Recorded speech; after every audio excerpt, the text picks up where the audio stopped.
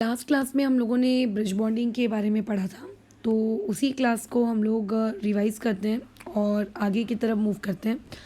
तो जो हमारी लास्ट क्लास हुई थी उसमें बनाना बॉन्डिंग कर चुके हो, बैक बॉन्डिंग कर चुके हो, ब्रिज बॉन्डिंग कर चुके हो। ब्रिज बॉन्डिंग करते वक्त वहाँ पे मुझसे गलती हुई है, वो इस वीडियो के आखिरी में मैं बता दूंगी। उस वक्त मैंने एक कंसेप्ट थोड़ा सा गलत पढ़ा दिया है, ठीक है। उस वक्त एक्चुअल में ध्यान नहीं रहा या फिर पता नहीं, बाय मिस्टेक जो भी था वो गड़बड़ हुई है। तो जब मैं उस चीज़ को रिकॉल कर रही थी कि अच्छा नोट्स वगैरह मैंने क्या लिखे हैं क्या नहीं किए हैं, तब मेरे दिमाग में वो आ रही यार ये तो गड़बड़ हो गई है। तो इस वीडियो के एंडिंग में ब्रिज बॉन्डिंग वाले पार्ट से रिलेटेड गड़बड़ होगी, उसको तुम लोग करेक्ट कर लेना नोट्स कॉपी में तुरंत, ठीक है। बहुत इंपॉर्टेंट चीज़ है वो, क्योंकि चलो आगे बढ़ते हैं। सबसे पहला पार्ट ये कि हम लोगों ने लास्ट क्लास में पढ़ा क्या था। लास्ट क्लास में हमने बहुत सारी चीज़ें पढ़ी थी। एक पॉइंट वहाँ पे हमने लिखा था ब्रिज बॉन्डिंग में, वो ये कि चीज़ें कंबाइन होती हैं। ओके, दो यूनिट्स आपस में कंबाइन हो गए। अगर दो यूनिट्स आपस में कंबाइन हुए हैं then that process is known as dimerization. अगर तीन यूनिट्स कंबाइन हो रहे हैं then that process is known as trimerization and so on. और अगर n यूनिट्स कंबाइन हो रहे हैं then that process will be termed as what, polymerization. जब हम लोग डाइमर बनाते हैं, ठीक है, dimer is a kind of polymer in which have two units. लेकिन जब कोई सिंगल यूनिट आपके पास होती है तो उस सिंगल यूनिट को हम लोग क्या कहते हैं, मोनोमर कहते हैं, बराबर। That single unit is known as what, monomer, ठीक है, बराबर कह रही हूँ मैं। अच्छा, अब उसके बाद आगे हो सकता है वो सिंगल यूनिट, दो ऐसी सिंगल यूनिट कंबाइन हो जाए, single unit plus single unit, ठीक है, that is equal to what, dimer. ये वाली चीज़ क्या कहलाती है, डाइमर कहलाती है। और अगर ऐसी n times of single unit late से कंबाइन हो रही है तो वो वाली पर्टिकुलर कंडीशन क्या कहलाती है, पॉलीमर कहलाती है, ठीक है। तो ये होता है कि जब हम लोग जैसे डाइबोरेन का अगर तुम्हें याद हो तो डाइबोरेन में डाइबोरेन B2H6 है, बट BH3 में उसकी हाइब्रिडाइजेशन थी sp2। बट जब डाइबोरेन बन गया तो उसकी हाइब्रिडाइजेशन हो गई sp3। इसका मतलब जब आप मोनोमर से यानी कि सिंगल यूनिट से दो डबली यूनिट में जाते हो तो कुछ चेंजेस आते हैं, बराबर। क्या आते हैं, कुछ चेंजेस आते हैं। तो यूजुअली हाइब्रिडाइजेशन एक से इंक्रीज होती है when you move from single unit to the double units यानी कि डाइमर। तो इमेजिन करो आपके पास कोई एक ऐसा मॉलिक्यूल है जो कि डाइमर बनाने से पहले sp हाइब्रिडाइजेशन का था, तो डाइमर बन जाने के बाद उसकी हाइब्रिडाइजेशन एक से इंक्रीज हो जाएगी यानी कि sp2। मान लेते हैं जैसे कि BH3 मोनोमर वाले फॉर्म में ये sp2 हाइब्रिडाइज था, तो डाइमर बनने के बाद ये क्या हो जाता है, B2H6 में sp3 हाइब्रिडाइज हो जाता है। अगर कोई पहले से sp3 डी हाइब्रिडाइज है तो डाइमर बनने के बाद वो क्या हो जाएगा, sp3D2 हाइब्रिडाइज हो जाएगा। इसका मतलब हाइब्रिडाइजेशन चेंज होती है। ये वाला कंसेप्ट लास्ट क्लास का था, ठीक है। चलो अब आगे बढ़ते हैं। अब लेकिन हमें आज की क्लास में डाइमराइजेशन नहीं पढ़ना है, हमें पॉलीमराइजेशन पढ़ना है।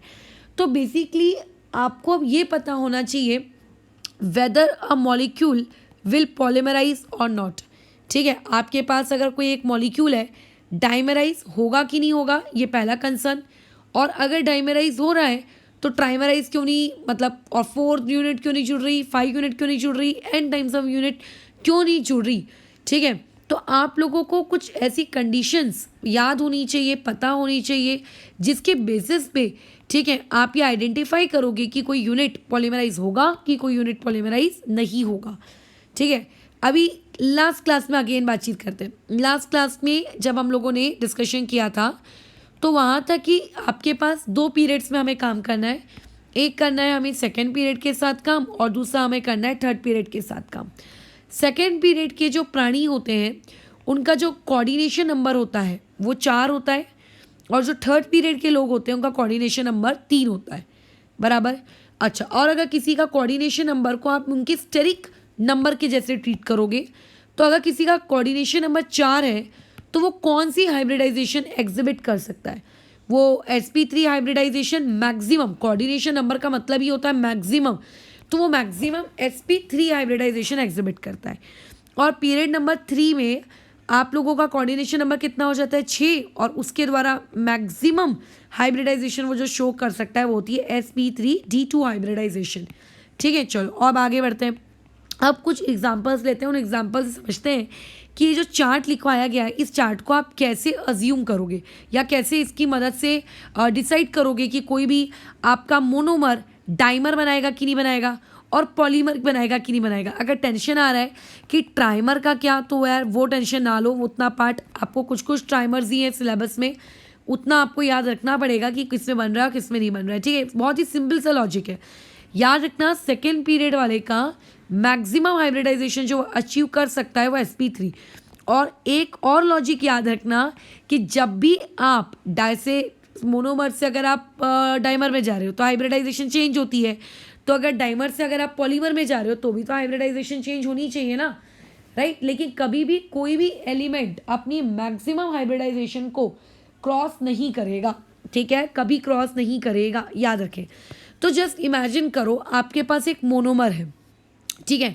अच्छा, अभी हमने किस मोनोमर की बात की थी? सबसे पहले हमने बात की थी डाइबोरेन से, हमने शुरुआत की, सबसे पहले हमने बैक बॉन्डिंग पढ़ी थी। तो बैक बॉन्डिंग में हमारा मोनोमर था BF3। अब तुम्हें याद होगा कि BF3 में उसकी खुद की हाइब्रिडाइजेशन क्या थी? sp2। नहीं भी था तो अभी दिमाग में तो आ ही गया होगा। और जब वो डाइमर बना लेता है तो डाइमर में क्या हो जाता है? डाइमर बनता है क्या? डाइमर बनता है क्या? तुम सोचो, बैक बॉन्डिंग में डाइमर बन रहा था? नहीं बन रहा था। बैक बॉन्डिंग में डाइमर बन रहा था क्या? नहीं बन रहा था। बैक बॉन्डिंग में क्योंकि उसका खुद का फ्लोरीन अपने इलेक्ट्रॉन निकाल के बोरॉन को देता था।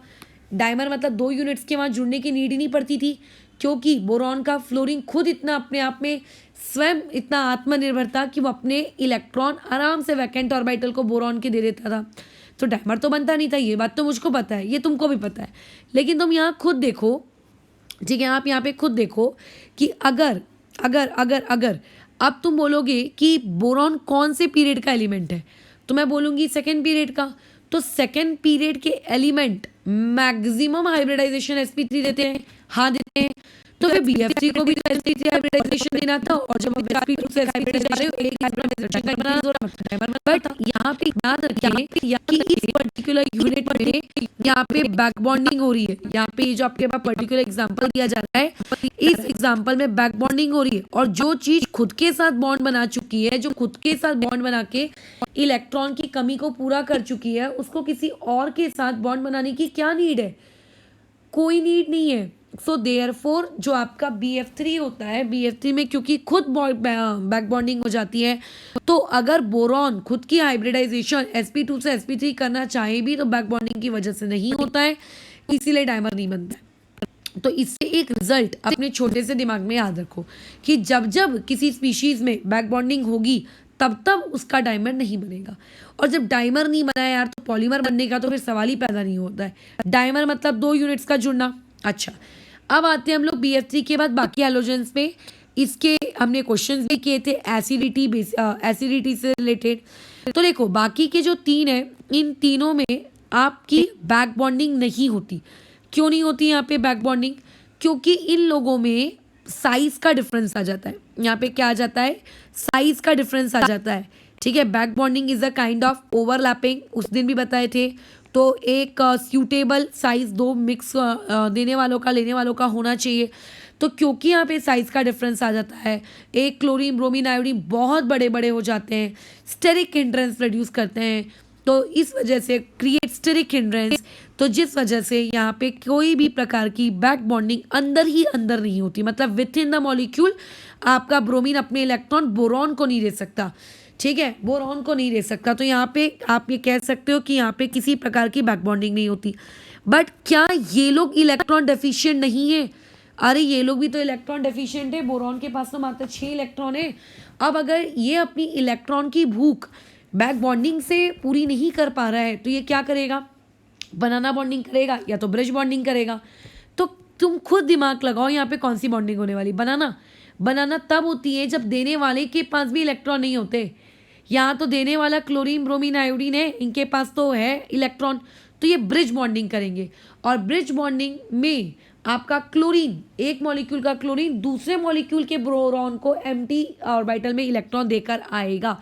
तो यानी कि यस, यहाँ पे वाया ब्रिज बॉन्डिंग, इन तीनों में वाया ब्रिज बॉन्डिंग क्या होगा, आप लोगों की यूनिट्स आपस में कंबाइन हो जाएंगी। तो मैं ये कह सकती हूँ कि यस, इनमें डाइमराइजेशन होगी, ये लोग अपना डाइमर क्रिएट करेंगे। ठीक है, ये लोग अपना डाइमर क्या क्रिएट करते हैं, ऐसा हमें लगता है, कि यस ये लोग अपना डाइमर क्रिएट करेंगे। एक्सपेक्टेड, ये हम लोगों का एक्सपेक्टेड है, इसीलिए इनसे रिलेटेड जब हमारा पेपर में सवाल आता है तो हम ये एक्सपेक्ट करते हैं कि अच्छा मोनोमर में तुम्हारी हाइब्रिडाइजेशन बच्चों sp2 थी तो अब तो sp3 हो जाएगी। बट जैसे ही मैंने वर्ड एक्सपेक्टेड यूज़ किया तुम्हें तो पता चल ही गया होगा कि ज़रूर यहाँ पे कोई ना कोई एक्सेप्शन आया है। तो देखो रियलिटी में ऐसा नहीं होता, रियलिटी में यहाँ पे डाइमर नहीं बनते, एक्सपेक्टेड था डाइमर का फॉर्मेशन। क्यों डाइमर का फॉर्मेशन एक्सपेक्टेड नहीं होगा, क्यों बैक बॉन्डिंग के थ्रू एक्सपेक्टेड होना चाहिए बट नहीं होता है। क्यों नहीं होता, इसका रीज़न देखते हैं। देखो जब डाइमर नहीं बना तो ऑब्वियसली पॉलीमर वाले पार्ट को भी आप क्रॉस कर लेना। अब रीज़न समझने पे ध्यान देते हैं। देखो बोरॉन है बेचारा छोटा सा सेकंड पीरियड का एलिमेंट, और क्लोरीन और आयोडीन और ब्रोमीन कहाँ बड़े बड़े हेलोजेंस। तो होता क्या है, just imagine if dimer was formed, ये आई थिंक मैंने लास्ट क्लास में बताया है, मुझे याद नहीं आ रहा है मैंने लास्ट क्लास में बताया है कि नहीं बताया है। ठीक है, अगर बताया है तो भी ठीक, नहीं बताया तो रिवीजन हो जाएगा, जो भी हो। अगर डाइमर बना तो डाइमर दिखेगा कैसे, तुम बोलोगे उसमें कौन सी बड़ी बात है, बोरॉन, इधर में क्लोरीन, ये आपका एक क्लोरीन, ये उसका वैकेंट ऑर्बिटल। ठीक है, यहाँ पे बाजू वाला बोरॉन, ये उसका वैकेंट ऑर्बिटल, इधर पे नॉर्मल क्लोरीन और इधर पे ये नॉर्मल क्लोरीन। होगा क्या, ये जो क्लोरीन का इलेक्ट्रॉन यहाँ डोनेट का होगा, ये वाला क्लोरीन का इलेक्ट्रॉन यहाँ जाएगा, बराबर, ये वाली सिस्टम चलेगा। अब तुम सोचो ये जो क्लोरीन होता है, इस क्लोरीन का जो साइज़ है वो अच्छा खासा बड़ा है, ये लो मान लो उस क्लोरीन का साइज़ है, और जो नीचे वाला क्लोरीन है उसका साइज़ भी बहुत बड़ा है, मतलब ऑब्वियसली दोनों के सेम साइज़ होंगे। तो ये जो दो क्लोरीन है, these two chlorine cause repulsion, ये लोग आपस में क्या करते हैं, रिपल्शन क्रिएट करते हैं। अब अगर ये रिपल्शन क्रिएट करेंगे, इसका मतलब जो आपका अगर डाइमर बनता या अगर डाइमर बन भी रहा है तो वो डाइमर क्या होता है आप लोगों का, अनस्टेबल होता है, और क्योंकि वो डाइमर अनस्टेबल होता है तो वो ईजीली वापस से मोनोमर में कन्वर्ट हो जाता है। तो इसीलिए आप लोगों को यहाँ पे क्या देखने को नहीं मिलती, यहाँ पे आप लोगों को डाइमराइजेशन देखने को नहीं मिलती। हम एक्सपेक्ट कर रहे थे होनी चाहिए बट नहीं होती, यानी कि BCl3 एज अ मोनोमर ही नेचर में एग्जिस्ट करता है, B2Cl6 के फॉर्म में एग्जिस्ट नहीं करता। ठीक है, आपका जो B2Cl6 के फॉर्म में एग्जिस्ट नहीं करता। तो बोरॉन का अगर मैं हेलोजन के साथ नाता रिश्ता देखूं तो बोरॉन सिर्फ एक ही हेलोजन, मतलब सोचो बोरॉन के कोई भी हेलोजन के साथ डाइमर नहीं बनते, बोरॉन के किसी भी हेलोजन के साथ डाइमर नहीं बनते हैं, याद रखेंगे, बोरॉन के किसी भी डाइमर के साथ हेलोजन नहीं बनते, डाइमर नहीं बनते। चलो कोई बात नहीं, हेलोजन के साथ नहीं बनते, आगे ट्राई करते हैं। आगे ट्राई किसको करोगे आप, ठीक है। अच्छा एक और इम्पॉर्टेंट चीज़ है, BH3 क्या BH3 में वो होगी, व्हाट वी से, डाइमराइजेशन होगी। तो देखो सबसे पहले तो यहाँ बैक बॉन्डिंग नहीं होती, ये बात दिमाग में क्लियर होनी चाहिए। बैक बॉन्डिंग तब होती है जब देने वाले के पास इलेक्ट्रॉन है, हाइड्रोजन कहाँ से इलेक्ट्रॉन देगा, क्या यहाँ पे ब्रिज बॉन्डिंग होगी, अरे भाई ब्रिज बॉन्डिंग भी नहीं होगी, ब्रिज बॉन्डिंग में भी तो एक इलेक्ट्रॉन देने वाला होता है, इसका मतलब यहाँ पे बैक बॉन्डिंग होगी, बराबर है। यहाँ पे क्या होगी, बैक बॉन्डिंग होगी। हम ये तो जानते हैं कि BH3 का B2H6 एग्जिस्ट करता है, नो डाउट, ठीक है, यानी कि डाइमराइजेशन होती है, हमें ये पता है, यहाँ डाइमराइजेशन होती है। हमें ये भी पता है कि डाइमराइजेशन होने से पहले इसकी हाइब्रिडाइजेशन sp2 होती है और B2H6 की हाइब्रिडाइजेशन क्या होती है, sp3। अब देखो बोरॉन एक आप लोगों का सेकेंड पीरियड का एलिमेंट है, एंड जैसा जैसा अभी हम लोगों ने ऊपर डिस्कशन किया, आप लोगों का जो सेकेंड पीरियड का एलिमेंट है वो मैक्सिमम कोऑर्डिनेशन नंबर 4 दे सकता है, अब उसके ऊपर वो जा नहीं सकता। तो जो इंसान डाइमर के स्टेट में ही पहुंचते पहुंचते अपना मैक्सिमम कोऑर्डिनेशन नंबर अचीव कर चुका है, वो पॉलीमर में जाके अपना कोऑर्डिनेशन नंबर उसने इंक्रीज करना चाहिए, sp3 का sp3d होना चाहिए, बट वो उसकी मैक्सिमम लिमिट है, उसके ऊपर वो नहीं जा सकता, इसीलिए यहाँ पे पॉलीमर नहीं बनेगा। तो अगर दिमाग में ऐसा मिसकंसेप्शन है कि अगर किसी चीज़ का डाइमर बना है तो उस चीज़ का पॉलीमर बनना अनिवार्य है, तो ऐसा मिसकंसेप्शन अपने दिमाग से हटा दो। ठीक है, यहाँ पे ऐसा मिसकंसेप्शन आपके दिमाग से हटा दो, ठीक है। अच्छा, आगे बढ़ते हैं। अब यहाँ पर जैसे मैंने क्या कहा था कि BCl3 का डाइमर नहीं बनता, क्यों? क्योंकि BCl3 रिपल्शन क्रिएट करते हैं, मतलब सॉरी Cl रिपल्शन क्रिएट करते हैं। अब ये जो बेचारा आपका हाइड्रोजन है, इस हाइड्रोजन का इतना स्मॉल साइज होता है कि स्मॉल साइज की वजह से एज कंपेयर टू क्लोरीन, ठीक है, small size, smaller size as compare to chlorine, ठीक है। क्वेश्चन आ सकता है B2H6 एग्जिस्ट करता है, B2Cl6 एग्जिस्ट नहीं करता, तो तुम बोलोगे बोरॉन तो दोनों में कॉमन है, तो कॉमन चीज के बारे में तो बात करो ही मत, ठीक है। बात अगर करनी है तो जो चीज डिफरेंट है उसके रिस्पेक्ट में बात करो। तो हाइड्रोजन एक तरफ, क्लोरीन, क्लोरीन के साइजेस बड़े, रिपल्शन, हाइड्रोजन छोटू, बल्कि बोरॉन से भी छोटू, तो रिपल्शन नहीं, इसीलिए B2H6 एग्जिस्ट कर रही है और B2Cl6 एग्जिस्ट नहीं कर रही। तो ये असर्शन रीजनिंग में आ सकते हैं। ऑब्वियसली पेपर में कभी आपको इस तरीके से चार्ट बनाने को नहीं दिया जाएगा, ऑब्वियस है, बट आप लोगों को इस प्रकार से असर्शन रीजनिंग में चीज़ें आ सकती हैं। अब जिस दिन हमने B2H6 यानी कि जिस दिन हम लोगों ने बनाना बॉन्डिंग पढ़ी थी, उसी दिन मैंने तुम्हें बनाना बॉन्डिंग में एक और एग्जांपल दिया था, बोरॉन, फिर यहाँ पे था आप लोगों का मिथाइल ग्रुप और मिथाइल ग्रुप 3 टाइम्स। तो अभी मिथाइल यानी कि CH3 होता है। अब कार्बन ऑलरेडी 3 बॉन्ड हाइड्रोजन के साथ बना चुका है और 1 बॉन्ड बोरॉन के साथ बना चुका है, यानी कि कार्बन के पास भी हाइड्रोजन के जैसे देने के लिए कुछ भी नहीं है, बराबर कार्बन के पास भी BH3 के जैसे देने के लिए कुछ भी नहीं है। तो लोग पता है एक गलत फहमी अपने अंदर डेवलप कर लेते हैं कि अच्छा बनाना बॉन्डिंग क्योंकि BH3 में हो रही थी और क्योंकि बनाना बॉन्डिंग BH3 में हो रही थी तो इसीलिए आप लोगों के BH3 ने क्योंकि डाइमर बना लिया तो इसीलिए BME3 में भी क्योंकि बनाना बॉन्डिंग जैसी, मतलब नॉट एग्जैक्टली बनाना बॉन्डिंग इसको मैं नहीं बोल सकती, क्योंकि बनाना बॉन्डिंग इसको कहते हैं आप लोगों का व्हाट वी से sp3 बट यहाँ पे BME3 में sp3 होता है, ठीक है। अगर याद नहीं आ रहा तो पुराने वीडियोस देखना। तो इनको ऐसा लगता है कि ये भी केस एक प्रकार के बनाना बॉन्डिंग जैसा केस है, तो यहाँ पे भी डाइमर बना दो, बट यहाँ पे भी डाइमर नहीं बनता, और जब डाइमर नहीं बनता तो पॉलीमर का तो सवाल ही पैदा नहीं होता। अब लेकिन यहाँ पे क्या रीज़न है डाइमर नहीं बनने का? यहाँ पे भी वही रीज़न है कि Me के जो ग्रुप होते हैं कार्बन CH3 जो कि sp3 हाइब्रिडाइज्ड है, ये लोग क्या करते हैं, रिपल्शन क्रिएट करते हैं। जैसे कि वो क्लोरीन ब्रोमीन आयोडीन कर रहे थे ना, वैसा ही वाला सेम रिपल्शन यहाँ पे ये लोग भी क्रिएट करते हैं, सेम रिपल्शन, इसीलिए इसका डाइमर नहीं बनता। तो देयरफॉर आप लोगों को ये पता होना चाहिए कि किस चीज़ का डाइमर बनेगा और किस चीज़ का डाइमर नहीं बनेगा। अब आते हैं हम लोग बोरॉन के बाद उसी के एक साथीदार से मिलने, एल्यूमिनियम, ठीक है। चलो अब एल्यूमिनियम पे आ जाओ। एल्यूमिनियम की भी शुरुआत हम उसके हैलोजन से करेंगे। क्या क्या पॉसिबल है? AlCl3 पॉसिबल है, AlBr3 पॉसिबल है, ठीक है, और AlF3 मैंने नहीं लिखा। क्यों नहीं लिखा? इसको मैंने कहीं ना कहीं अभी प्रीवियस वीडियोस में डिस्कस किया है। हम लोग जो पढ़ाई कर रहे हैं VBT वगैरह, ये कोवैलेंट कंपाउंड्स की पढ़ाई कर रहे हैं, और AlF3 एक आयोनिक कंपाउंड है। याद रखना, कई बार पेपर में स्टूडेंट्स लोग कंफ्यूज हो जाते हैं जल्दबाजी में, AlF3 को भी कोवैलेंट की कैटेगरी में मानकर उसकी हाइब्रिडाइजेशन निकाल देते हैं। हाइब्रिडाइजेशन का जो कंसेप्ट है ना, वो कोवैलेंट कंपाउंड्स के लिए वैलिड है, और AlF3 एक आयोनिक स्पीशीज है, उसकी हाइब्रिडाइजेशन नहीं निकालोगे आप, ठीक है। तो ये AlI3, इसके मात्र 3 ही हैलोजन एग्जिस्ट करते हैं।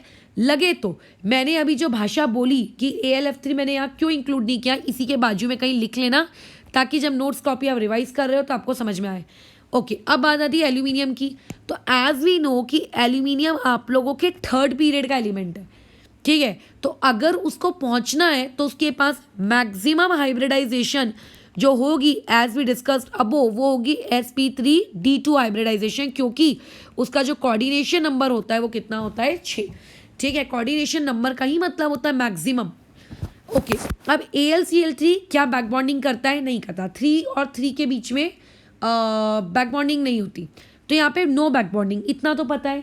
क्या ये बनाना बॉन्डिंग करेगा? सवाल ही पैदा नहीं होता है। यहाँ पे ब्रिज बॉन्डिंग होती है। यहाँ पे क्या होती है? Bridge bonding. इसका हमने लास्ट क्लास में देखा था। यहाँ पे क्या होती है? Bridge bonding. ब्रिज बॉन्डिंग में दो चीज़ें आपस में जुड़ती हैं, तो ऑब्वियसली यहाँ तो डाइमर बन रहा है। अच्छा, यहाँ तो डाइमर बन रहा है, यहाँ पे डाइमर बन रहा है, लेकिन जब डाइमर नहीं बना था तब AlCl3 की हाइब्रिडाइजेशन sp2 थी, और जब डाइमर बन गया AlCl3 के बदले Al2Cl6 तो उसकी हाइब्रिडाइजेशन sp3 हो गई। तो क्या ये पॉलीमर बनाएगा? तो देखो आपका एल्यूमिनियम क्योंकि थर्ड पीरियड का एलिमेंट है, ये मैक्सिमम कहाँ तक पहुँच सकता है, sp3d2, और डाइमर में ये सिर्फ sp3 तक ही पहुँच पाया है। तो इसका मतलब ऑब्वियस है कि इसका डाइमर एग्जिस्ट करेगा क्योंकि sp3d2 तक जाने की इसकी क्षमता है। So therefore dimer will exist. ठीक है, अब आते हैं AlBr3 में। ठीक है, AlBr3 में क्या AlBr3 के डाइमर बनेंगे? तो हाँ, आप लोगों के AlBr3 का डाइमर बनेगा। अब तुम बोलोगे कि ऊपर में आपने इसके डाइमर तो नहीं बनाए थे BbR3 के, तो देखो B छोटा था और उसके रिस्पेक्ट में Br बड़ा था। तो अभी अगर B के कंपेयर में अगर मैं एल्यूमिनियम को लूँ तो एल्यूमिनियम का साइज तो B से बड़ा है ना, तो रिपल्शन डाइमर के फॉर्म में नहीं होगा, डाइमर वाले स्टेट में नहीं होगा। ये ऐसे ही जब डाइमर बन रहे होंगे दो Al3 के यूनिट्स तब भी रिपल्शन नहीं होगा। लेकिन अब अगर तुम इन्हीं लोगों का, अगर आप इन्हीं दोनों लोगों का पॉलीमर बनाने की बात करोगे तो ये लोग AlCl3 के जैसे पॉलीमर बनाने से मना कर देंगे और बोलेंगे देखो भैया हमने अपना स्टेरिक हिंड्रेंस नहीं दिया क्योंकि आप डाइमर बना रहे थे, लेकिन अब बात आप लोग आगे की कर रहे हो, अब हम लोगों को स्टेरिक हिंड्रेंस देंगे। यानी कि among all the halogen derivative, among all the halides of aluminium सिर्फ एक ही स्पीशीज पॉलीमर बनाती है और वो कौन होती है? AlCl3। ठीक है, कौन होती है? AlCl3। चलो अब आगे बढ़ते हैं, AlH3 पे आते हैं। क्या ये स्पीशीज मैक बॉन्डिंग कर सकती है? Not possible. अच्छा, इसी के नीचे एक और ये भी लिख लेते हैं जैसे ऊपर लिखे थे, सेम टू सेम। ठीक है, अच्छा अभी ये एमी ना मिथाइल ग्रुप है। कौन है? मिथाइल ग्रुप में। अच्छा मैं बाद में नोट में लिखा दूंगी, ये मिथाइल ग्रुप है। ठीक है, अच्छा क्या इन दोनों में कोई बैक बॉन्डिंग होगी? इलेक्ट्रॉन ही नहीं है देने के लिए, कहाँ से बैक बॉन्डिंग का सपना ले रहे हो तुम लोग? नहीं होगी। क्या इनमें ब्रिज बॉन्डिंग होगी? जिसमें बैक बॉन्डिंग नहीं हो सकी उसमें ब्रिज बॉन्डिंग कैसे पॉसिबल है? तो पहली बात तो ये दोनों अपने इलेक्ट्रॉन्स देंगे और वो बनाना बॉन्ड वाले प्रोसेस के थ्रू देंगे। ये बात अलग है कि इस बॉन्ड को हम लोग बनाना बॉन्ड नहीं कहेंगे। अच्छा, तो क्या इनका डाइमर बनेगा? ऑब्वियसली बनेगा। तुम बोलोगे कि अभी देखो आपने प्रीवियस वाले केस में बोरॉन का इसके साथ डाइमर बनाना मना कर दिया था, ये देखो मैंने मना किया था, क्रॉस मारा था। यहाँ पे आप क्रॉस नहीं मार रहे बिकॉज एल्यूमिनियम का साइज बढ़ गया है, उसने साइज अगर बढ़ गया है तो दो एमी जो उससे कनेक्टेड है वो दूर दूर हो गए हैं, तो रिपल्शन मिनिमाइज हो गया है, तो डाइमर बन जाएगा। अच्छा कोई बात नहीं, तो बहुत ही खुशी की बात है।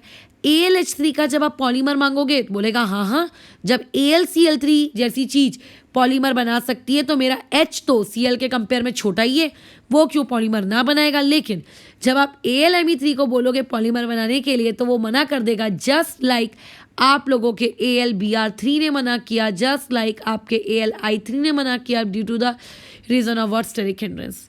ठीक है, अच्छा अब यहाँ पे एक बात का ध्यान रखना, जैसे मैं यहाँ पे वर्ड लिख रही हूँ ME, तो ज़रूरी नहीं है कि आपको पेपर में ME ही लिख कर आए।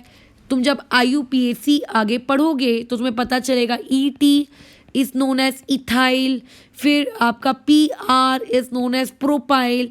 कोई भी ऑर्गेनिक स्पीशीज़ वहाँ पे लिख कर आ सकती है, कोई भी कार्बन की स्पीशीज़ वहाँ पे लिख कर आ सकती है। यहाँ पे इस ME की जगह ET भी हो सकता है, PR भी हो सकता है, BU भी हो सकता है ना, कुछ भी वहाँ पे एग्जिस्ट कर सकता है। तो बोरॉन और एल्यूमिनियम, ठीक है, बोरॉन और एल्यूमिनियम इनमें बातचीत खत्म हो गई हमारी। किस में बातचीत खत्म हो गई? बोरॉन में खत्म हो गई और एल्यूमिनियम में खत्म हो गई। चलो अब आगे बढ़ते हैं। अभी एल्यूमिनियम के नीचे कौन आता है? पीरियोडिक टेबल दिमाग में होना चाहिए एकदम रटा हुआ। तो गैलियम आता है कुछ कुछ, और इंडियम विडियम ये लोग भी आते हैं। अच्छा ठीक है, बाद में जानते हैं ये सारी बातचीत को, पहले आगे बढ़ते हैं हम लोग। तो अभी आगे कैसे, क्या आगे की प्रोसेस क्या है, कैसे करेंगे? तो देखो अभी एल्यूमिनियम के नीचे आने वाली स्पीशीज़, उनके गैलियम, इंडियम, क्या इनके पॉलीमर एग्जिस्ट करते हैं? डाउट, क्या इनके पॉलीमर एग्जिस्ट करते हैं? सबसे पहला सवाल तो करते होंगे, हमें क्या पता। तो देखते हैं इनके पॉलीमर एग्जिस्ट कर रहे हैं, इनके पॉलीमर एग्जिस्ट नहीं कर रहे हैं। देखो अभी यहाँ से थोड़ा कलर चेंज कर लेते हैं हम लोग, फॉर एग्जांपल ये, ठीक है। अच्छा चलो आ जाओ अभी आप लोगों के पॉलीमर में। तो अगर मान लेते हैं मैंने आपको दिया कि आपके पास एक ग्रुप G2 है और यहाँ पे H6 है, मतलब मैं हाइड्राइड की बात कर रही हूँ। मैं किसकी बात कर रही हूँ? हाइड्राइड। मैं क्यों हाइड्राइड के बारे में बात कर रही हूँ? अरे क्योंकि ऑलरेडी हैलोजन के बारे में बात कर चुके हैं ना। अच्छा अब यहाँ पे ग्रुप क्या लेंगे हम? ग्रुप यहाँ पे आप G ग्रुप कोई भी ले सकते हो, आप बोरॉन ले लो, एल्यूमिनियम ले लो, गैलियम ले लो और इंडियम ले लो। अब अगर मैंने बोरॉन लिया तो वो कहलाएगा B2S6, तो B2H6 के बारे में हम लोग ऑलरेडी डिस्कशन कर चुके हैं, ऑलरेडी डिस्कस्ड, बराबर। इसमें क्या होती है आपकी बनाना बॉन्डिंग। Al2H6 के बारे में भी हम लोगों ने ऑलरेडी जस्ट अभी अभी ऊपर डिस्कशन किया, ऑलरेडी डिस्कस्ड। अब बात आती है आप लोगों के गैलियम को लेकर कि गैलियम या फिर इंडियम के अंदर में बैक बॉन्डिंग जैसी चीज़ होती है कि नहीं होती है। तो यस, अगर आप गैलियम और इंडियम केस में जाएंगे तो यस, इनके अंदर में भी बैक बॉन्डिंग जैसी चीज़ क्या होती है, एग्जिस्ट करती है। क्या होता है, इनके अंदर में भी बैक बॉन्डिंग की चीज़ एग्जिस्ट करती है। चलो अब आ जाओ नेक्स्ट में, नेक्स्ट वाली स्पीशीज़ उठा लो। अब मैंने उठा के लाई है कंपाउंड, लेट से BeF2, इसके सारे हैलोजन उठा लो।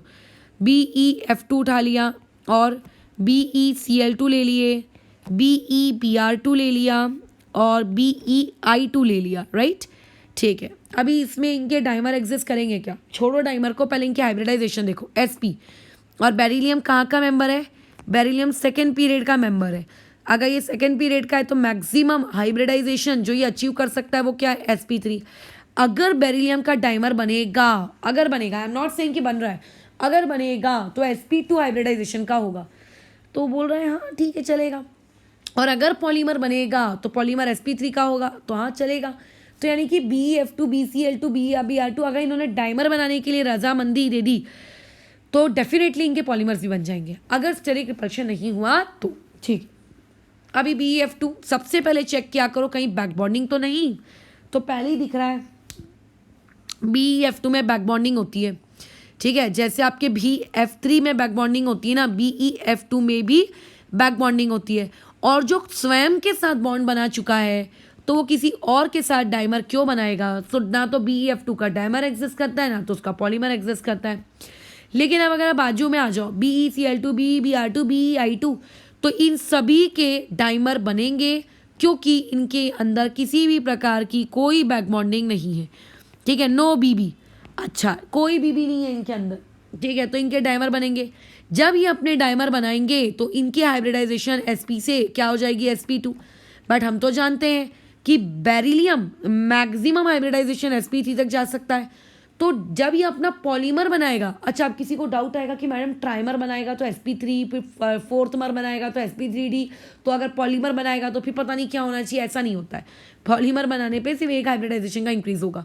तो अगर क्योंकि sp3 बना सकता है क्या, हाँ हाँ इसकी तो कैपेसिटी sp3, तो इन सभी के पॉलीमर्स भी एग्जिस्ट करेंगे। लेकिन सबसे पहला क्वेश्चन हमारे दिमाग में आना चाहिए कि आप लोगों का जो बोरॉन था, बोरॉन ने तो स्टेरिक रिपल्शन का वास्ता दिया और आपके क्या कहते हैं डाइमर बनाने से मना कर दिया।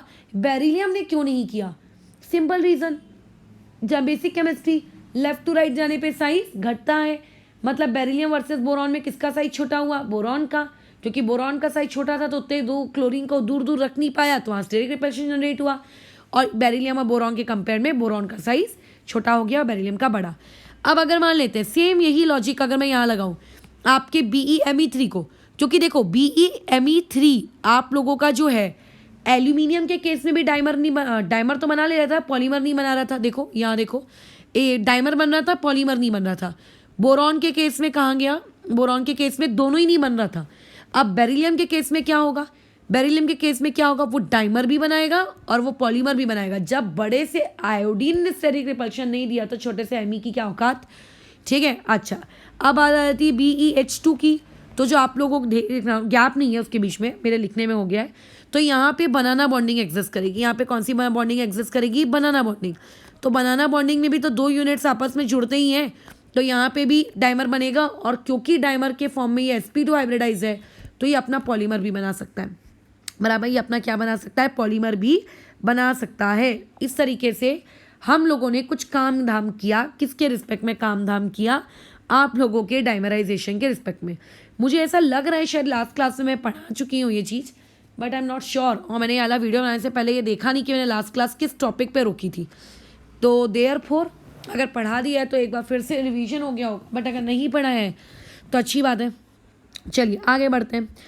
ये हो गए बेरिलियम के कुछ कंपाउंड्स। अच्छा अब आगे और कुछ भी कंपाउंड्स हैं क्या, हाँ और भी कंपाउंड्स हैं, बट उन कंपाउंड्स को बनाने के लिए पहले हम उनके स्ट्रक्चर्स जो अभी तक हमने बनाए उनके स्ट्रक्चर्स पहले बना लेते हैं, उसके बाद आगे बढ़ते हैं, ठीक है, पहले स्ट्रक्चर्स के साथ काम कर लेते हैं और उसके बाद आगे बढ़ते हैं, तो उसमें कैसा आसानी होगी, उसमें कैसा होगा, काम करने में भी आसानी होने वाली है, अदरवाइज दिक्कत आ जाएगी। तो देखो पहले हम लोग बोरॉन से शुरू किए, फिर एल्यूमिनियम में आए, फिर बेरिलियम में आए। अभी उल्टा चलते हैं, स्ट्रक्चर बनाते हैं। फॉर एग्जाम्पल तुम्हें से किसी ने किसी का भी स्ट्रक्चर बनाने को बोला, BeF2 का नहीं बोल रही हूँ, बिकॉज उसका स्ट्रक्चर बना के क्या करोगे, वो तो बैक बॉन्डिंग वाला है, सीधा सीधा बेरिलियम आजू बाजू दो फ्लोरीन, BeCl2 BbBr2 BeI2। अगर आपको कल को इसके डाइमर का स्ट्रक्चर बनाने को बोला जाए, मोनोमर का बनाना कोई बड़ी बात नहीं, आपने 11th सीरीज से सीखा है।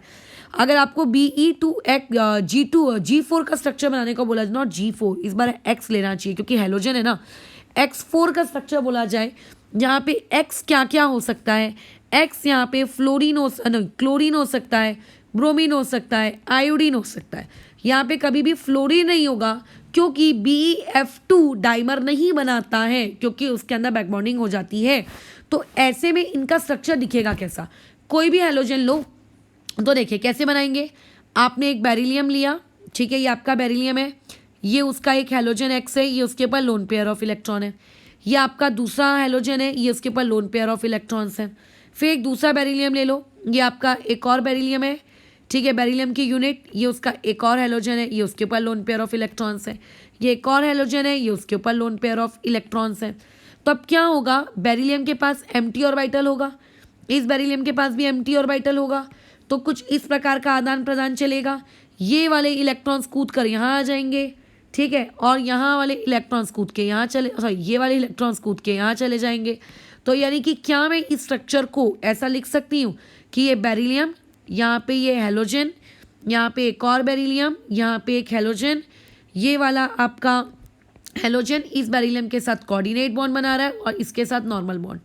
वैसे इस बेरिलियम का, एक मिनट ना, इस बेरिलियम का हेलोजन नॉर्मल बॉन्ड बना रहा है और ये वाला आपका क्या बना रहा है, कोऑर्डिनेट बॉन्ड बना रहा है, ठीक है। अच्छा, अब इससे सवाल देखो कैसे कैसे क्रिएट हो सकते हैं।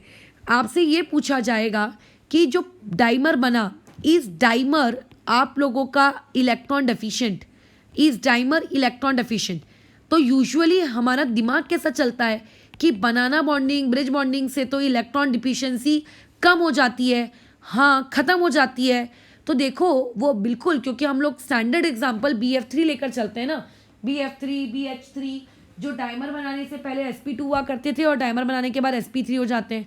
तो ऐसे लोगों में बिल्कुल इलेक्ट्रॉन डिफिशिएंसी ख़त्म हो जाती है। लेकिन अभी देखो बेचारे के पास पहले आपके मोनोमर वाले स्टेट में 4 इलेक्ट्रॉन थे और अब उसके पास डाइमर बनने के बाद 6 इलेक्ट्रॉन हो गए।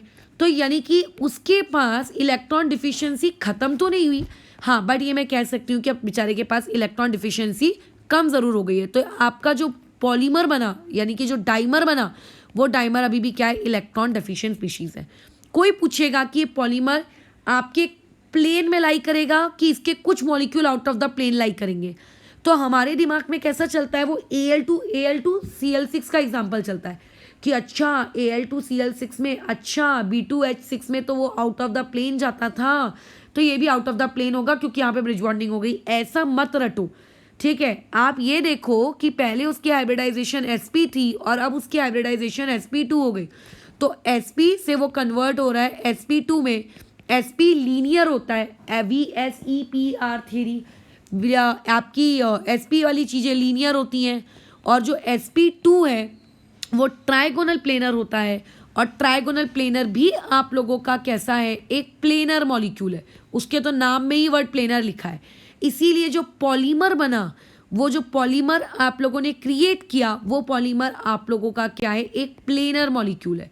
कैसा मॉलिक्यूल है, एक प्लेनर मॉलिक्यूल है, ठीक है। नहीं तो हमारा दिमाग ऐसा चलता है कि अच्छा ब्रिज बॉन्डिंग मतलब ज़रूर वो 2 बॉन्ड्स एक प्लेन के पीछे की तरफ होंगे, एक प्लेन के आगे की तरफ होंगे, ऐसा। अभी आगे तुम लोगों को एक नया कंसेप्ट सिखाया जाएगा, डाइपोल मोमेंट, तब इस टॉपिक पे हम लोग डिस्कशन करेंगे। फिलहाल के लिए आप इस चीज़ को याद रखो, नॉन पोलर, ठीक है। अभी मैं इसको डिस्क्राइब नहीं कर सकती बिकॉज मैंने डाइपोल मोमेंट पढ़ाया नहीं है, ठीक है। तो ऐसे केस में डाइपोल मोमेंट नहीं है तो मैं कैसे तुम्हें बोलूँ पोलर नॉन पोलर क्या है। तो जब इवन तुम डाइपोल मोमेंट पढ़ लोगे तो इस टॉपिक को रिवाइज कर लेना, तुम्हें समझ में आ जाएगा, ठीक है। मेरे को नहीं लगता कि इसमें और कोई दिक्कत होगी, है ना। अच्छा, अब यहाँ पे हम देखते हैं कौन कौन से कितने कितने टाइप के बॉन्ड्स हैं। तो ये इस बी और इस एक्स के बीच में ये कौन सा बॉन्ड है, ये आप लोगों का नॉर्मल कोवैलेंट बॉन्ड है, ये आपका normal covalent bond NCB short form लिख रही हूँ, तुम अपनी कॉपी में लगे तो फुल फॉर्म लिखते बैठना, ठीक है। अच्छा, कोई दिक्कत नहीं है। अब आगे ये कौन सा बॉन्ड है, ये भी आपका NCB है, नॉर्मल कोवैलेंट बॉन्ड। ये कौन सा है, नॉर्मल कोवैलेंट बॉन्ड, ठीक है। ये कौन सा है, ये नॉर्मल कोवैलेंट बॉन्ड। लेकिन वो जो आपको जो एरो जैसे मैंने दिखाए हैं, ये कौन से हैं, ये हैं आपके ओ डैश, यानी कि कोऑर्डिनेट बॉन्ड। तो यानी कि जो भी आप डाइमर क्रिएट करते हो बेरिलियम्स के हेलोजन के साथ, उनमें दो ही टाइप की बॉन्डिंग होती है, नॉर्मल कोवैलेंट बॉन्डिंग और कोऑर्डिनेट बॉन्डिंग। और तुम्हें याद होगा लास्ट क्लास में मैंने तुम्हें बताया है कि normal covalent bonding 2 centred 2 electron वाली बॉन्डिंग है, और कोऑर्डिनेट बॉन्डिंग भी 2 सेंटर्ड इलेक्ट्रॉन वाली बॉन्डिंग, यानी कि यहाँ पे एक भी 3 सेंटर्ड 2 इलेक्ट्रॉन वाली बॉन्डिंग नहीं है, ऑल 2 सेंटर्ड 2 इलेक्ट्रॉन बॉन्ड्स, ठीक है। माना कि उनमें से एक नॉर्मल है और माना कि उनमें से एक कोऑर्डिनेट है, बट है तो सभी 2 सेंटर्ड 2 इलेक्ट्रॉन। अब तुम चाहो तो हेलोजन की जगह क्लोरीन रखो, ब्रोमीन रखो, आयोडीन रखो, answer will remain the same, ठीक है। आंसर क्या हो जाएगा, आप लोगों का सेम रहेगा, उससे कोई फर्क नहीं पड़ने वाला, ठीक है, उससे कोई फर्क नहीं पड़ता। अब आते हैं नेक्स्ट पार्ट पे, क्या ये लोग पॉलीमर्स बनाते हैं? तो अभी अभी हमने डिस्कशन किया है कि हाँ यार, यहाँ पे स्टेरिक रिपल्शन कम होता है, यहाँ पे ये लोग पॉलीमर बना लेते हैं। बोरॉन वाले तो बनाते ही नहीं है, वो तो डाइमर नहीं बनाते, पॉलीमर तो छोड़ो। एल्यूमिनियम वाले डाइमर बना लेते हैं बट पॉलीमर नहीं बनाते। अब यहाँ पे देखो, अगर इसका पॉलीमर बनता है, ठीक है, ये एक इंपॉर्टेंट चीज़ है। अगेन अगर मान लेते हैं आप लोगों का Be2X4 ने पॉलीमर क्रिएट किया, और पॉलीमर जो बनता है ना वो सॉलिड स्टेट में होता है, पॉलीमर जो बनता है ये आप लोगों का सॉलिड स्टेट में होगा। तो अब यहाँ पे X क्या हो सकता है, क्लोरीन, ब्रोमीन, आयोडीन। फ्लोरीन तो हो नहीं सकता, फ्लोरीन ने जब डाइमर नहीं बनाया तो पॉलीमर कैसे बनाएगा वो बताओ। तो यहाँ पे अगर इन्होंने पॉलीमर बनाए तो इनके पॉलीमर कैसे दिखते हैं? पॉलीमर का मतलब होता है जहाँ पे अभी मैंने 2 BeX2 की यूनिट जोड़ी हैं, ऐसे अब और यूनिट्स आपस में जुड़ती जाएंगी, दूसरा तीसरे से, तीसरा चौथे से, चौथा पांचवें से। But the most important part कि जुड़ने के बाद ये चीज़ दिखती कैसे। देखो, हमें ऐसा लगता है कि जुड़ने के बाद क्या अंतर आएगा, जो चीज़ ऐसी अभी दिख रही है, जैसा ये दिख रहा है, ऐसी और यूनिट्स दिखने लगेंगी। बट नहीं, स्ट्रक्चर में थोड़ा सा वेरिएशन आपको देखने को मिलता है। कैसे? पॉलीमर बनने के बाद जो स्ट्रक्चर आपको सामने, आंखों के सामने आपके आता है, वो कुछ इस प्रकार से होता है। जैसे ये हो गया आप लोगों का X, यहाँ पे आ गया बेरिलियम, यहाँ पे आ गया बेरिलियम, ये एक यूनिट को मानो। और जो दूसरी यूनिट होती है ना, वो दूसरी यूनिट आप लोगों की ये ऐसी। अब तुम्हें समझ नहीं आएगा मेरे 2D मॉडल में कि मैं क्या बोलना चाह रही हूँ, बट मैं ट्राई करूँगी बताने की, ठीक है, कि मैं ट्राई करूँगी उस चीज़ को बताने की। देखो, आपको क्या दिख रहा है, एक बड़ा, फिर एक छोटा, फिर एक बड़ा, फिर एक छोटा, ऐसा कुछ दिख रहा है, राइट। अब जो इसके बाद जो यूनिट बनेगी ना, ये इस तरीके से छोटी होगी, इसके बाद जो यूनिट बनेगी ये छोटी होगी, उसके बाद जो यूनिट बनेगी वो बड़ी होगी, बराबर एकदम ऊपर तक बड़ी होगी। तो ये जो आपको चीज़ें दिख रही हैं, ये आप लोग सबसे पहले तो इसको कहते हो एक चेन पॉलीमर, वो तो पॉलीमर है। अब सबसे पहला सवाल कि जब इन्होंने पॉलीमर बना लिया, क्या ये स्टिल इलेक्ट्रॉन डेफिशिएंट है? चेक करो, 4 बॉन्ड बन गए, 1 2 3 4, 4 बॉन्ड मतलब 8 इलेक्ट्रॉन, यानी कि no, they are not electron deficient, ठीक है। तो इस बात का ध्यान रखना कि जब आप उसके डाइमर में होते हो तब तक वो इलेक्ट्रॉन डेफिशिएंट होता है, बेरिलियम की हेलोजन के साथ वाली स्पीशीज। लेकिन जब आप लोगों ने उसके क्या कहते हैं, डाइमराइजेशन को छोड़ के आप पॉलीमराइज हो गए, तब ये चीज़ क्या हो जाती है आप लोगों की, बताइए, नॉन इलेक्ट्रॉन डेफिशिएंट। हाँ, नॉन पोलर तो ये अभी भी रहेगा। अब नॉन पोलर क्या है नहीं, इसका हिसाब किताब वो बाद में देखना। लेकिन अब ये हो जाता है आपका नॉन प्लेनर। तुम अभी देखो, मैंने अभी ऊपर तुमको बताया था कि ये चीज़ कैसी है, प्लेनर है। आपका BeCl2 बोलो या Be2Cl6 बोलो या Be2I6 बोलो, कुछ भी, ये प्लेनर है। बट अब ये नॉन प्लेनर है। क्यों ये नॉन प्लेनर है? साफ साफ देखो, इसकी हाइब्रिडाइजेशन अभी sp3 हो गई। sp3 हाइब्रिडाइजेशन कैसे प्लेनर होती है, बस खत्म हो गई बात, बस यहीं पे बात खत्म हो गई, ठीक है, यहीं पे बात खत्म हो जाती है। अच्छा, तो ये हम लोगों को बात दिमाग में आ गई। अच्छा, ठीक है, करके क्लियर है यहाँ तक।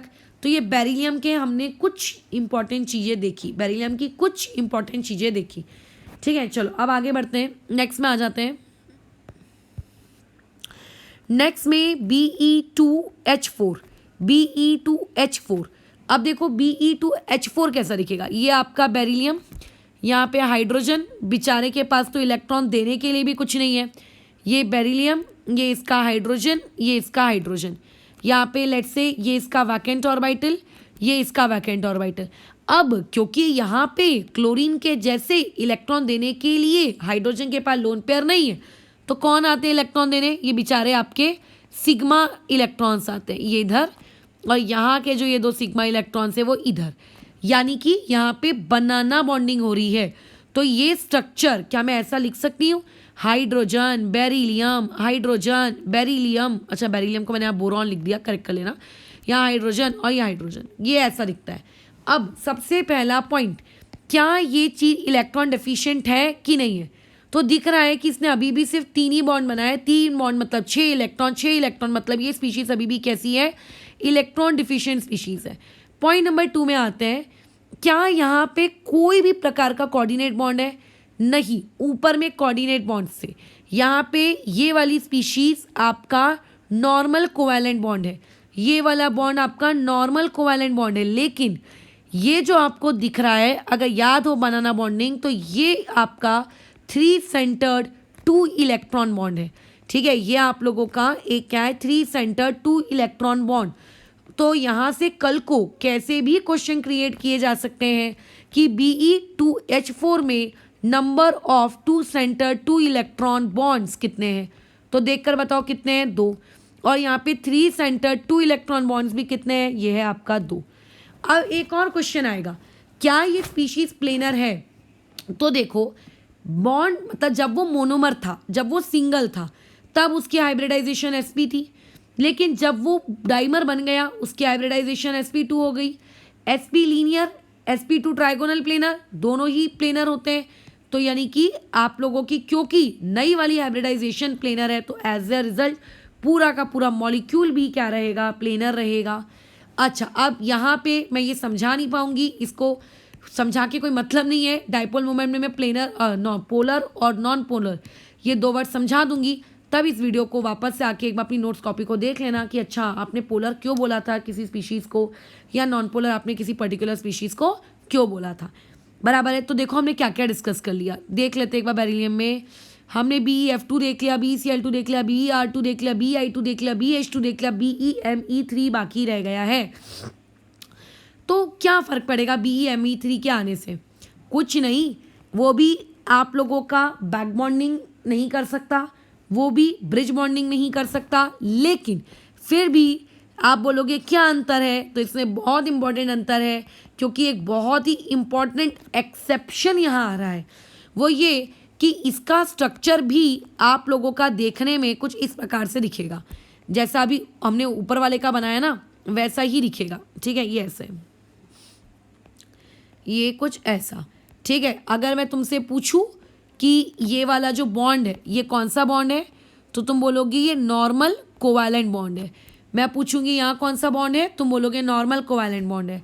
लेकिन अगर मैं तुमसे बोलूँगी क्या ये बनाना बॉन्ड है, तुम बोलोगे नहीं मैडम ये बनाना बॉन्ड नहीं है, क्यों, ये भी तो 3 सेंटर 2 इलेक्ट्रॉन है। हाँ हम एग्री करते हैं कि ये बॉन्ड आपके 3 सेंटर 2 इलेक्ट्रॉन बॉन्ड है, लेकिन अगर कोई पूछेगा कि यहाँ पे 3 सेंटर्ड 2 इलेक्ट्रॉन बॉन्ड में कौन सी वाली बॉन्डिंग हुई, तो आप कैसे जवाब दोगे। देखो बेरिलियम की हाइब्रिडाइजेशन कितनी दिख रही है अभी, sp2, आपको बाजू वाले बेरिलियम की हाइब्रिडाइजेशन कैसी दिख रही है, sp2, और CH3 जो कि ब्रिज एटम है उसकी हाइब्रिडाइजेशन क्या है, sp3, तो ये sp2 sp3 sp2 लिंकेज है, ठीक है। कल को कोई पूछ सकता है कि यहाँ पे देखो ये इन दोनों में कंपैरिजन करने को पूछ सकता है कि ऊपर वाले स्ट्रक्चर में जो 3 सेंटर 2 इलेक्ट्रॉन बॉन्ड बना वहाँ पे कौन सी लिंकेज है, तो आप बोलोगे sp2s sp2 लिंकेज है। कैसे पता चल रहा है, ये sp2s sp2 हाइड्रोजन की वजह से s और बेरिलियम की वजह से sp2 sp2। क्यों sp2 sp2, बेरिलियम 3 बॉन्ड बनाया और 3 बॉन्ड का मतलब sp2 होता है। जिस दिन बैक बनाना बॉन्डिंग पढ़ाई थी उस दिन ये चीज़ सिखाई भी थी। तो देखो दो देखने में दोनों सेम लग रहे हैं, दोनों के पास ही देने के लिए इलेक्ट्रॉन नहीं है, लेकिन दोनों के 3 सेंटर 2 इलेक्ट्रॉन बॉन्ड में अंतर है, ठीक है। तो इससे क्वेश्चन क्रिएट कल को किया जा सकता है। अच्छा अब यहाँ पे अगेन वो एक क्वेश्चन पूछ लेगा कोई तुमसे, क्या डाइमर बनने के बाद भी क्या ये स्पीशीज इलेक्ट्रॉन डेफिशिएंट है, तो हम बोलेंगे हाँ ये स्पीशीज इलेक्ट्रॉन डेफिशिएंट है। फिर उसके बाद कोई क्वेश्चन पूछ लेगा, बताओ यहाँ पे number of 3 center 2 electron bond कितने हैं, तो 2 हैं। 2 सेंटर 2 इलेक्ट्रॉन बॉन्ड कितने, तो हमारे मुंह से निकलेगा 2। यहीं पे होगी सबसे बड़ी गलती, 2 नहीं है। तुम बोलोगे क्यों नहीं है? 2 सेंटर 2 इलेक्ट्रॉन बॉन्ड किसे कहते हैं? एक एटम और दूसरे एटम के बीच में। अब जैसे मैं एक तुम्हें एक्सपैंड करके दिखाती हूँ, यहाँ पे जो ये CH3 लिखा है, इस CH3 में ये 3 हाइड्रोजन है ऐसे लगे हुए। क्यों? इनको आप 2 सेंटर 2 इलेक्ट्रॉन नहीं बोलोगे, वहाँ भी तो 2 ही सेंटर है, कार्बन एंड हाइड्रोजन, उन दोनों के बीच में ये 2 इलेक्ट्रॉन। मतलब हर CH3 में जितने कार्बन हाइड्रोजन बॉन्ड है वो भी 2 सेंटर 2 इलेक्ट्रॉन है। तो ये 1, ये 2, ये 3।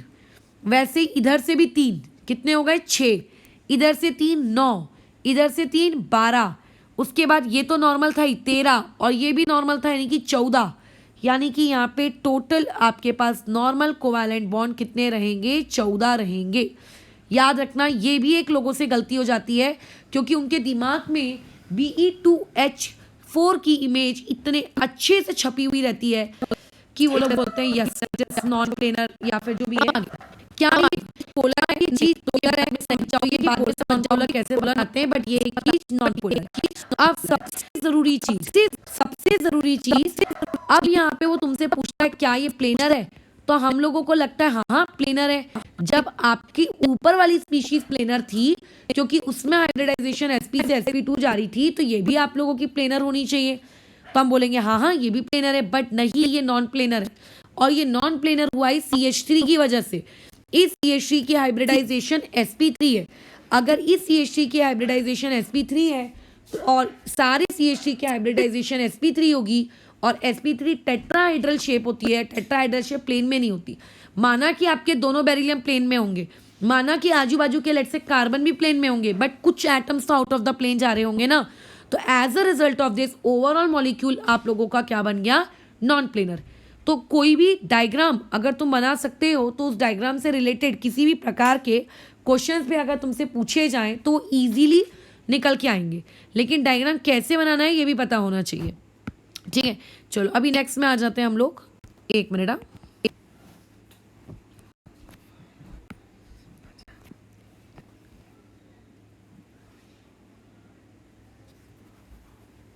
चलो अभी नेक्स्ट वाला पॉलीमर बनाते हैं। नेक्स्ट वाला पॉलीमर क्या है?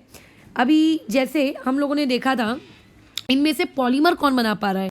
ये Be2H4 और Be2Me4, इनमें से पॉलीमर कौन बना रहा है? निकालो निकालो निकालो निकालो, ऊपर का चार्ट निकालो। कहाँ चला गया? 1 मिनट। हाँ ये रहा, ये पॉलीमर बनाता है, ये पॉलीमर बना रहा है, देखो ये पॉलीमर बना रहा है ना, ये भी पॉलीमर बना रहा है, दोनों पॉलीमर बना रहे हैं। ओके, पहले अपन BeH2 के बारे में देख लेते हैं। अगर इस BeH2 ने पॉलीमर बनाया, देखो पहली बात तो कोई भी स्पीशीज अगर पॉलीमर बनाएगी तो फिजिकल स्टेट सॉलिड होगी। क्यों होगी मैं इस वीडियो के एंडिंग में बता दूंगी, ठीक है, क्योंकि उस पर भी अभी डिस्कशन करेंगे ना। अगर ये पॉलीमर बना रहा है तो ये पॉलीमर कैसा दिखेगा? जैसा ऊपर मैंने बनाया था ना, ये एक रिंग छोटी एक रिंग पिच की। होता क्या है कि ये वाली रिंग, हर अल्टरनेट रिंग एक दूसरे से परपेंडिकुलर होती है। कुछ इस तरीके की स्पीशीज देखो होती है, एक ऐसा, एक ऐसी रिंग, फिर एक ऐसी, फिर एक ऐसी रिंग, फिर एक ऐसी, फिर एक ऐसी रिंग। समझ लो, ये ऐसा पैटर्न चलता है। यानी कि ये चीज़ कैसी दिख रही है आपकी? बेरिलियम, फिर ऐसे में मान लो ये 2 हाइड्रोजन ऐसे मैंने ऊपर की तरफ शो करके दिखा दिए, फिर ये आप लोगों का बेरिलियम, और ये 2 हाइड्रोजन मैंने ऐसे नीचे छोटे से दिखा दिए। सिर्फ ये दिखाने को छोटे नहीं है, बस ये दिखाने के लिए कि एक रिंग और दूसरी रिंग लाइन से नहीं है, वो एक दूसरे के परपेंडिकुलर है। ठीक है, वो लोग थोड़ा अलग तरीके से अरेंज हुई है। अगर मैं उनको सबको एक जैसा दिखाऊंगी तो फिर तो सेम ही हो जाएगा ना अरेंजमेंट। ठीक है, तो ये इस तरीके का अरेंजमेंट रहेगा किसमें? आपके बेरिलियम यानी कि BeH2 के पॉलीमर में। अब यहाँ पर तुमसे अगेन पूछा जाएगा, यहाँ पे अगेन तुमसे पूछा जाएगा कि बताइए यहाँ पे 2 सेंटर्ड 2 इलेक्ट्रॉन बॉन्ड्स कितने हैं? तो याद रखना, हमारे दिमाग में पता नहीं क्यों ये भेजे में घुसा हुआ रहता है कि 2 सेंटर्ड 2 इलेक्ट्रॉन बॉन्ड तो स्पीशीज़ के अंदर एग्जिस्ट ही करना चाहिए। ये ज़रूरी नहीं है। ये देखो ना, पॉलीमर बन गया, इसको कहते हैं 2 सेंटर्ड 2 इलेक्ट्रॉन, ये 2 सेंटर्ड 2 इलेक्ट्रॉन। ये 2 सेंटर 2 इलेक्ट्रॉन, ये 2 सेंटर 2 इलेक्ट्रॉन, और पॉलीमर में तो n यूनिट जुड़ती जाती हैं, मतलब इसके बाद में जो यूनिट जुड़ रही होगी वो भी तो 2 centre 2 electron bond, sorry 3 center 2 electron bond बना रही होगी। तो इसका मतलब यहाँ पे 2 सेंटर 2 इलेक्ट्रॉन बॉन्ड की संख्या 0 है। तो जब आप BeH2 के डाइमर फॉर्म में रहते हो, ठीक है, जब आप, या फिर ऐसा भी समझ सकते हैं इस चीज़ को, जब हम लोग BeH2 के मोनोमर वाले फॉर्म में रहते हैं तो वहाँ पे आप लोगों के क्या होते हैं बताइए, ओनली 2 सेंटर 2 इलेक्ट्रॉन बॉन्ड। जब आप इसी BeH2 के डाइमर में पहुंच जाओगे तब आपके पास 2 सेंटर 2 इलेक्ट्रॉन बॉन्ड भी होता है, प्लस आपके पास 3 सेंटर 2 इलेक्ट्रॉन बॉन्ड भी होता है। और जब आप इसी BeH2 के पॉलीमर में पहुंच जाओगे तब आपके पास क्या होगा, ओनली 3 सेंटर 2 इलेक्ट्रॉन बॉन्ड रहेगा, ठीक है। All are 3 center 2 electron bond, वहाँ पे कोई भी आपको 2 सेंटर 2 इलेक्ट्रॉन बॉन्ड देखने को नहीं मिलेगा। तो ये तो जैसे जैसे मेरे दिमाग में जो जो चीज़ें आती जा रही, मैं अपने हिसाब से क्वेश्चन क्रिएट कर करके फ्रेम करके देती जा रही हूँ, बट ज़रूरी नहीं ना कि मेरे द्वारा फ्रेम किया हुई क्वेश्चन किसी दूसरे के दिमाग में आए। तो जब आप कोई कंसेप्ट सीखोगे तो उस कंसेप्ट से वो इंसान आपको कुछ भी पूछ लेगा। अच्छा, अगेन यहाँ से बताओ ये प्लेनर होगा कि नॉन प्लेनर होगा। तो अभी ऊपर हमने जैसे डिस्कशन किया था, जब एक रिंग परपेंडिकुलर है, दूसरी रिंग उसके अलग इसमें परपेंडिकुलर है, अलग प्लेन में परपेंडिकुलर है, तो नॉन प्लेनर होगा, और साथ ही साथ में नॉन पोलर होगा। नॉन पोलर वाला डिस्कशन हम लोग रखेंगे बाद के लिए, ठीक है। चलो, अभी इसकी बातचीत हो गई, किसकी, बेरिलियम वाली स्पीशीज़ की। अब हम लोग बात करते हैं एल्यूमिनियम वाली स्पीशीज़ की। तो imagine you have G2B6, you have G2B6, ठीक है। अब ये G2B6 में मैं किस किस की बात कर रही हूँ? क्या मैं Al2F6 की बात कर सकती हूँ? नहीं। AlF3 क्योंकि आयोनिक है, उसका तो तुम डाइमर भी नहीं बना सकते क्योंकि वो तो नॉर्मल कोवैलेंट भी नहीं है, तो Al2F6 की बात नहीं हो सकती इस कैटेगरी के अंदर।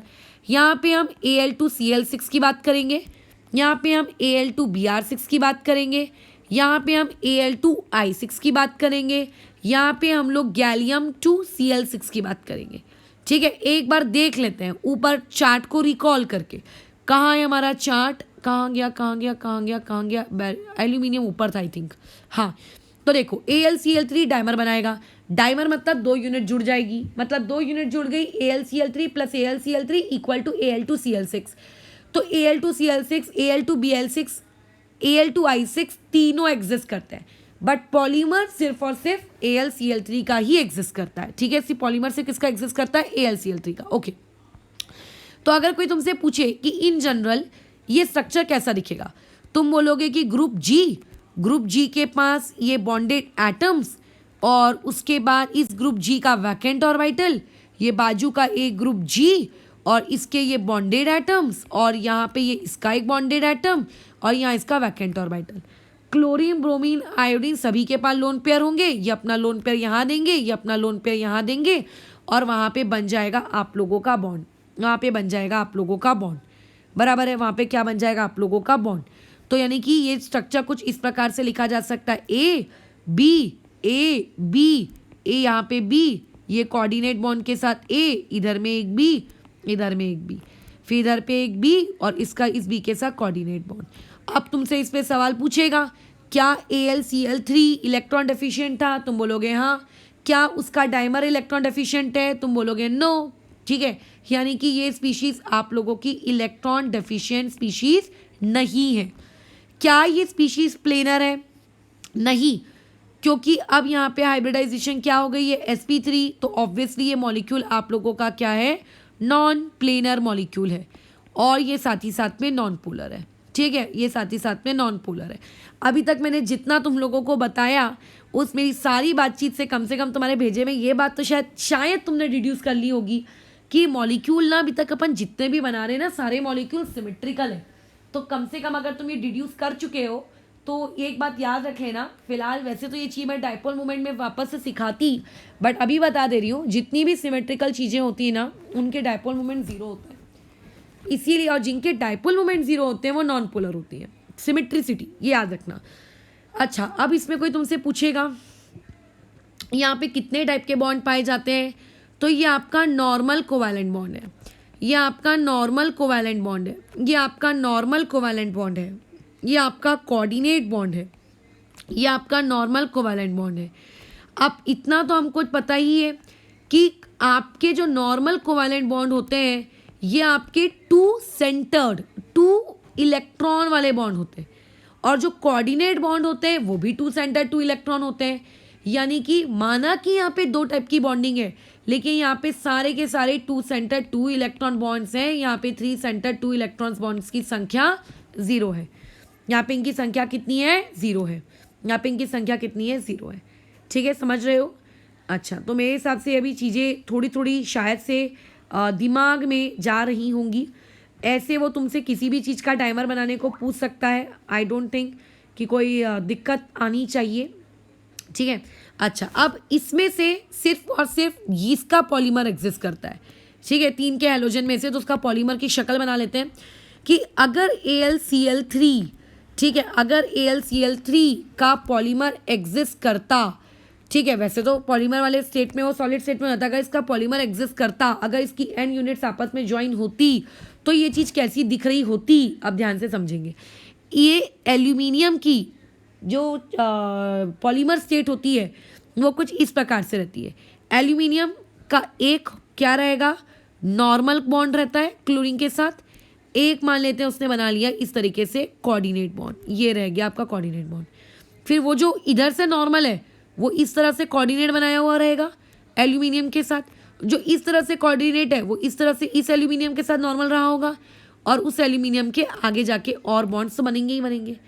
वैसे ही ये एल्यूमिनियम टोटल कितने बॉन्ड बना सकता है? 6। कोऑर्डिनेशन नंबर 6 है ना उसका। ठीक है, ये टोटल कोऑर्डिनेशन नंबर कितना है? 6। तो यहाँ से लेट से एक और कोऑर्डिनेट बॉन्ड, ये उसका नॉर्मल कोवैलेंट बॉन्ड। तो अगर यहाँ से उसने नॉर्मल कोवैलेंट बॉन्ड बनाया है, मतलब यहाँ से इस एल्यूमिनियम के साथ उसका क्या होगा? कोऑर्डिनेट बॉन्ड रहा होगा। आगे वो एल्यूमिनियम और बनाता बैठे, हमें उससे क्या है ना। अच्छा, फिर सिमिलरली मैं एक एल्यूमिनियम के रिस्पेक्ट में बात कर रही हूँ। इस एक एल्यूमिनियम ने लेट से ये आपका क्या बनाया? कोवैलेंट बनाया।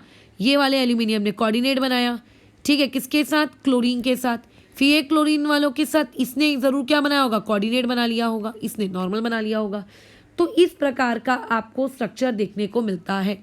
This structure is known as layered structure. इस स्ट्रक्चर को हम लोग कौन सा वाला स्ट्रक्चर कहते हैं? Layered structure. और जो ऊपर थी, ऊपर ऊपर ऊपर, इसे कहते थे हम लोग चेन स्ट्रक्चर।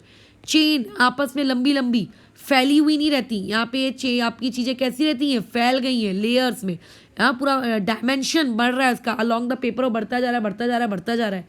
ठीक है, अच्छा, अभी उसके अलावा AlH3 भी पढ़ा था क्या मैडम? ऊपर देख लेते हैं, कहाँ है कहाँ है कहाँ है? हाँ, AlH3, इसका डाइमर भी एग्जिस्ट करता है और इसका पॉलीमर भी एग्जिस्ट करता है। तो डाइमर पे क्या बात करोगे? डायरेक्ट पॉलीमरिक स्ट्रक्चर बनाओ AlH3 का। ठीक है, तो हर किसी के पॉलीमरिक स्ट्रक्चर के बारे में आपको पता होना चाहिए। तो आ जाओ, AlH3 सॉलिड स्टेट में होगा, ऑब्वियसली पॉलीमर बना है तो उसका ये पॉलीमर स्ट्रक्चर अगर आपको ड्रॉ करना है, अगर इसका पॉलीमर स्ट्रक्चर ड्रॉ करना है तो याद रखना Al कभी भी कोऑर्डिनेट बॉन्ड तो बनाएगा नहीं, सॉरी AlH कभी भी कोऑर्डिनेट बॉन्ड तो बनाएगा नहीं, क्योंकि देने के लिए इलेक्ट्रॉन चाहिए और उसके पास वो इलेक्ट्रॉन होंगे नहीं। तो ये बनाता है बैक बॉन्डिंग, सॉरी ये बनाता है बनाना बॉन्डिंग।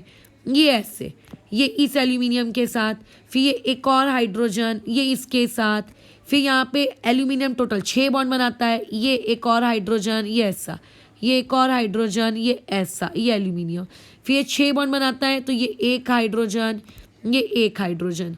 ठीक है, अच्छा, उसके बाद ये आपका एक और हाइड्रोजन, ये एक और हाइड्रोजन, यहाँ पे एल्यूमिनियम, बराबर है। और उसके अलावा ये आगे एल्यूमिनियम और भी बनाता रहेगा, क्योंकि हर एल्यूमिनियम 6 बनाता है। ठीक है, तो मेरे को बाकियों के रिस्पेक्ट में ज़्यादा टेंशन लेने की नीड नहीं है। ठीक है, कि कौन कितना कितना बनाता है, लेकिन ये इस तरीके की कोई चीज़ यहाँ चलती है। अब यहाँ पे सबसे महत्वपूर्ण चीज़ होती है कि आपको पूछा जाता है कि ये जो आपको बॉन्ड दिख रहा है, इस बॉन्ड का क्या कहते हैं, नेचर कैसा है। तो देखो, एल्यूमिनियम ने क्योंकि 6 बॉन्ड बनाए, मतलब हाइब्रिडाइजेशन sp3d2 है, और इस वाले एल्यूमिनियम में भी 6 बनाए, इसका मतलब इसकी हाइब्रिडाइजेशन sp3d2 है। और chlorine chlorine chlorine chlorine chlorine आप बोलोगे क्यों P है, तो आप बोलोगे कि sp3d2 और psp3d2 बॉन्ड है, बट ये गलत है, ऐसा बोल मत देना, ठीक है। क्यों नहीं बोलना? क्योंकि ये वाला तरीका हम तब यूज़ करते हैं जब उन तीनों के बीच में कोई कॉमन चीज़ शेयर हो रही हो। अरे ये अपना नॉर्मल है, ये अपना नॉर्मल कोऑर्डिनेट है, हाँ, सबके पास अपने अपने इलेक्ट्रॉन है, कभी ऐसा तो नहीं हो रहा ना इसके इलेक्ट्रॉन उधर जा रहे, उसके इलेक्ट्रॉन इधर आ रहे, जो कि बनाना बॉन्डिंग में होता था। तो इस तरीके की गंदी चीज़ यहाँ पे लिखने का नहीं। ये इस तरीके का नोटेशन हम लोग सिर्फ और सिर्फ कहाँ यूज़ करते हैं? इस प्रकार की इलेक्ट्रॉन डिफिशिएंट स्पीशीज़ में यूज़ करते हैं। तो बताओ यहाँ पे बॉन्डिंग कौन सी होगी? sp3d2s और sp3d2। तो ये भी पूछा जा सकता है कल को सवाल, ठीक है, ये भी आपको एक सवाल पूछ के क्रिएट कर देगा। तो this was the kind of question which can be asked from the concept of polymerization.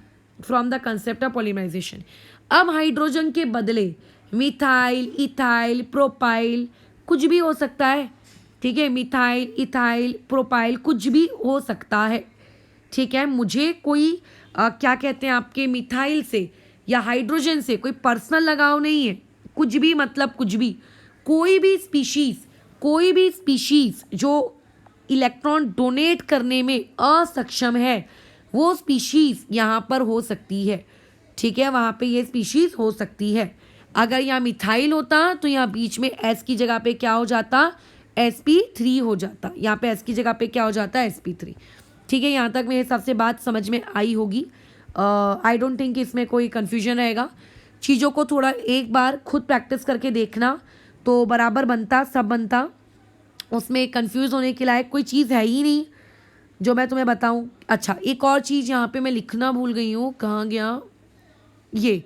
अब मैंने यहाँ गैलियम लिखा है तो मैं इंडियम लिखना भूल गई हूँ, ठीक है। इंडियम के लिए भी यही सेम चीज़ वैलिड है, इंडियम के लिए भी ये चीज़ सेम चीज़ वैलिड है, ठीक है, इंडियम के लिए भी ये सेम चीज़ वैलिड है, ठीक है ना। अच्छा चलो बढ़िया है, ठीक है, इनके लिए भी ये चीज़ वैलिड है, कोई तकलीफ कुछ भी नहीं।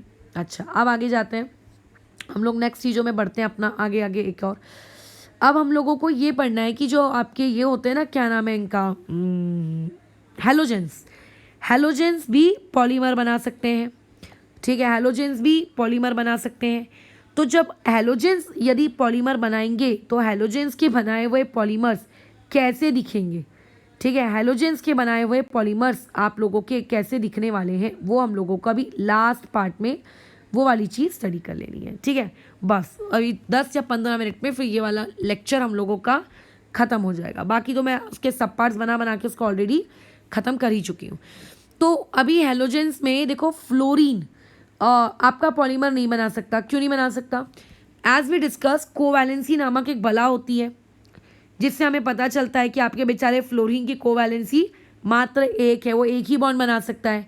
तो अगर वो एक बॉन्ड किसी एटम के साथ बना लेगा तो आगे फिर जुड़ेगा कैसे? तो हम लोग डायरेक्ट बात कर रहे हैं I2Cl6 की। We are talking about I2Cl6।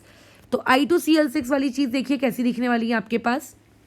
Let's imagine iodine है।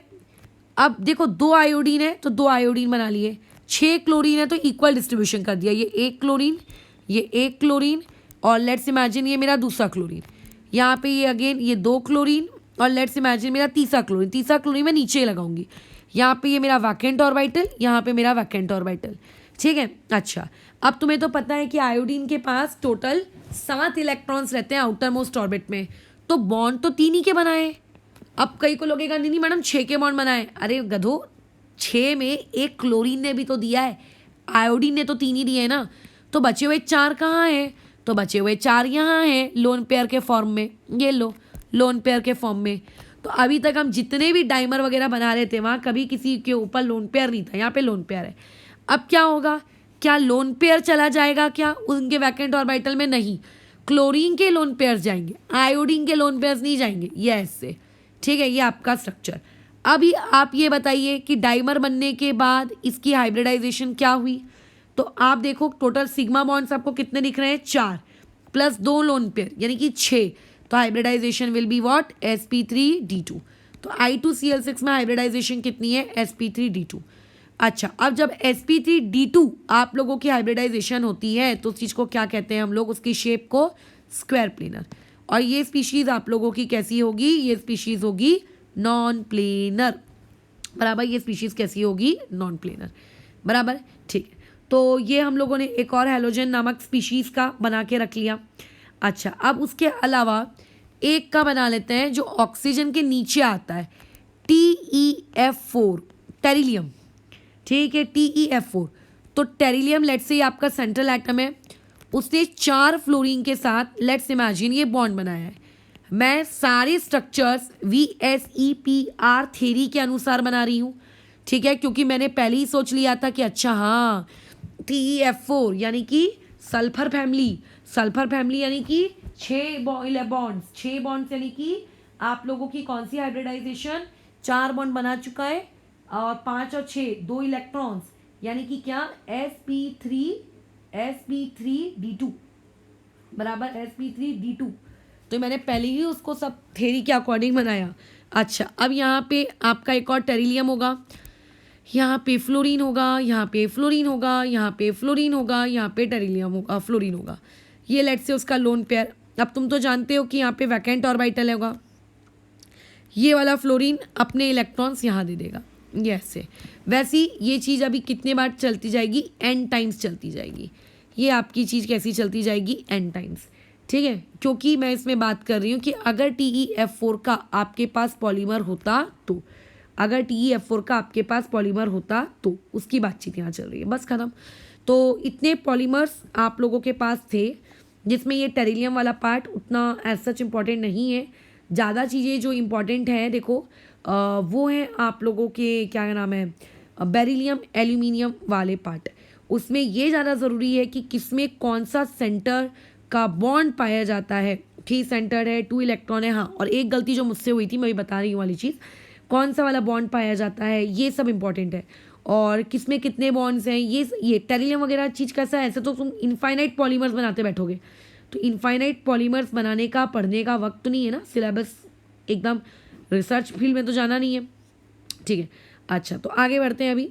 और कोई ऐसी चीज़ जो तुम लोगों को जाननी हो जो मैंने नहीं बताई है, तो मुझे तो ऐसा याद नहीं आ रहा है। लेट्स से अगर तुम्हें ऐसा कुछ दिखे कि अरे ये वाला पार्ट छूट गया है, ये आपने नहीं बताया, तो फिर अपन देखते हैं, उसको भी डिस्कशन करते हैं। लेकिन जो बताया है उससे भी अगर सवाल नहीं बने तो वो बहुत ही शर्मनाक चीज़ हो जाएगी, ठीक है। अच्छा, और उसके अलावा एक मिनट, सोच लेने दो ज़रा, कुछ छूट तो नहीं गया है,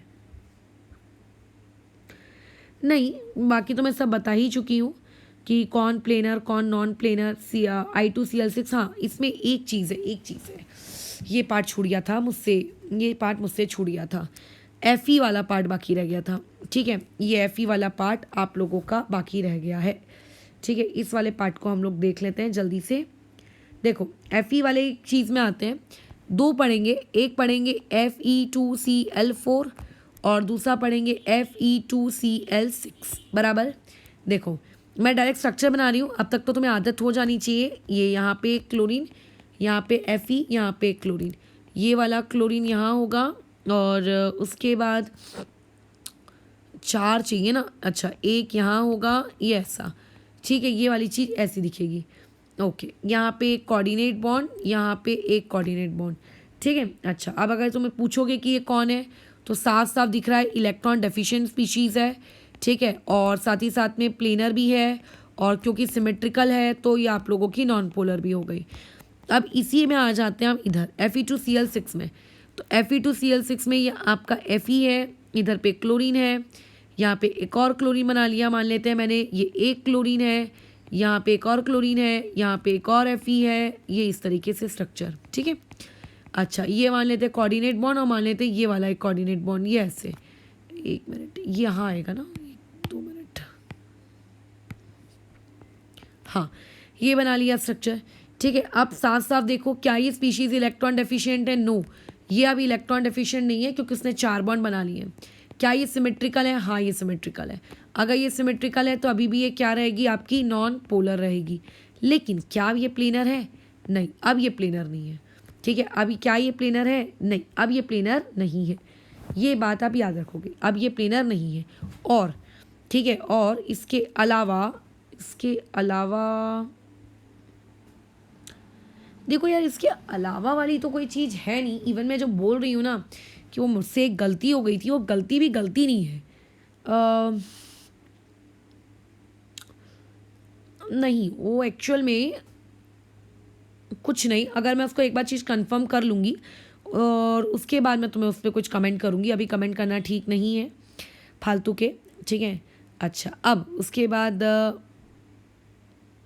क्योंकि ऐसा बोल देना और उसके बाद बोलना कि नहीं नहीं नहीं उस दिन जो मैंने बताया था वो गलत था, उस दिन मैंने जो बताया वो भी गलत था, इसका मतलब ये सही है। अच्छा, अब यहाँ पे इस पे देखते हैं वाली चीज़ और आगे बढ़ जाओ। अभी आप लोगों के पास नेक्स्ट पार्ट, ये आखिरी पार्ट, उसके बाद ओवर, पक्का ओवर। आपके पास SnCl2 है। क्या तुम जानते हो SnCl2 को? हाँ हाँ जानते हैं। सेंट्रल एटम आपका Sn है। हाँ है। अच्छा, इसमें कैसा दिखेगा? ऐसा दिखेगा मैडम, ये लो। मेरा क्या जाता है, लो बना लो, ये लो, ये आपका SnCl2। मैं बोलूँगी ओके। मोनोमर है कि पॉलीमर है? मैं बोलूँगी मोनोमर है। अब इसका पॉलीमर बनाओ, तुम बोलोगे क्या बड़ी बात है, लो बना लो पॉलीमर। ये इसका कोऑर्डिनेट बॉन्ड, इधर Sn, ये इसका लोन पेयर, फिर अगेन उसके ऐसे 2 क्लोरीन, फिर ये वाला जो क्लोरीन है बाजू वाले Sn के साथ कोऑर्डिनेट बॉन्ड बनाया होगा, फिर उसके क्लोरीन ने उसके बाजू वाले Sn के साथ बनाया होगा, और ये चीज़ चलती जा रही है। अब आप, ये पॉलीमर है। अब आपके पास SnCl2 है पॉलीमर फॉर्म में, ठीक है, और आप लोगों के पास एक SnCl4 है मोनोमर के फॉर्म में। तो आप सुनो, बस ये रहने दो, ये रहने दो, ठीक है। तो SnCl2 जो होता है वो पॉलीमरिक फॉर्म में पाया जाता है, और जो SnCl4 होता है वो मोनोमर के फॉर्म में पाया जाता है, ठीक है। मैंने SnCl2 को ऐसा पॉलीमर बनाया है ऐसा नहीं, उसके पाए जाने की फिजिकल स्टेट वैसी है। SnCl2 आपके पॉलीमर फॉर्म में पाया जाता है और SnCl4 मोनोमर वाले फॉर्म में। अब क्वेश्चन पूछा जाता है कि किसका मेल्टिंग पॉइंट ज़्यादा है, मेल्टिंग पॉइंट के हिसाब से आप अरेंज करो। तो याद रखना, हमेशा पॉलीमर्स के मेल्टिंग पॉइंट ज़्यादा होते हैं। क्यों ज़्यादा होते हैं? जब आप पॉलीमर वाला चैप्टर पढ़ोगे नेक्स्ट ईयर 12th स्टैंडर्ड में, तब आपको दिख जाएगा, ठीक है, जब आपको दिख जाएगा, बराबर है। अच्छा, और उसके अलावा ये स्पीशीज़ जो होती है SnCl2, ये कैसी रहती है? ये आप लोगों की नॉन प्लेनर होती है, ठीक है, ये नॉन प्लेनर है। ये कैसी स्पीशीज़ है? नॉन प्लेनर है।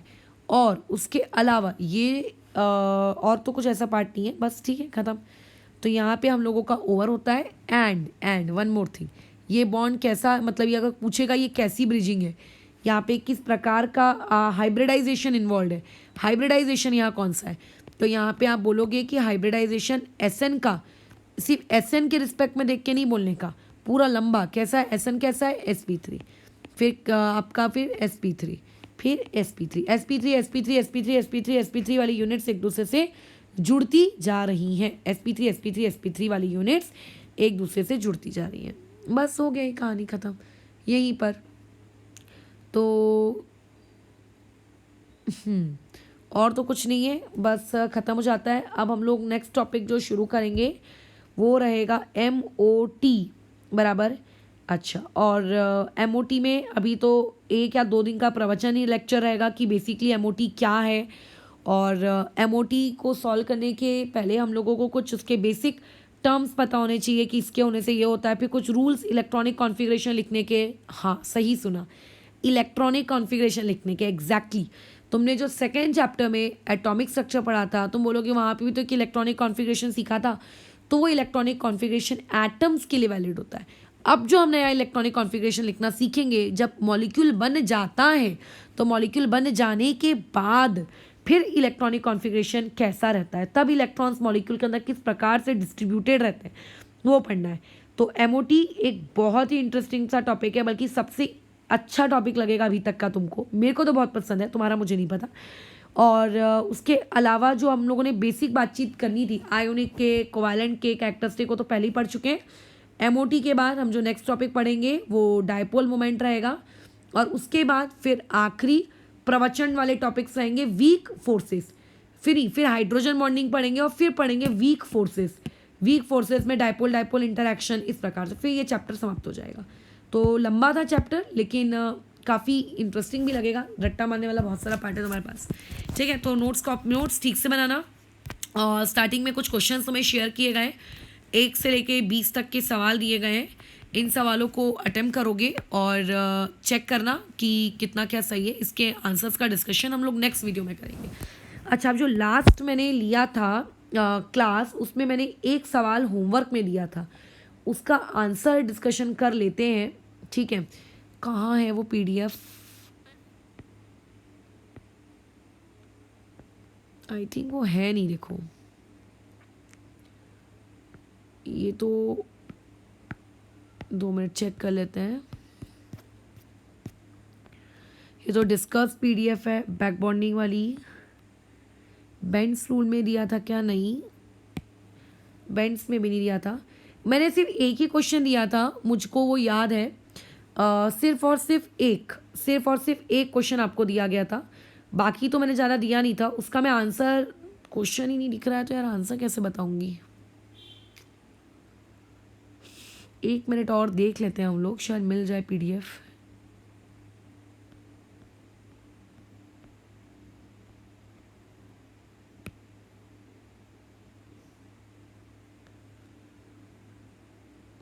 हाँ, ये रहा वो।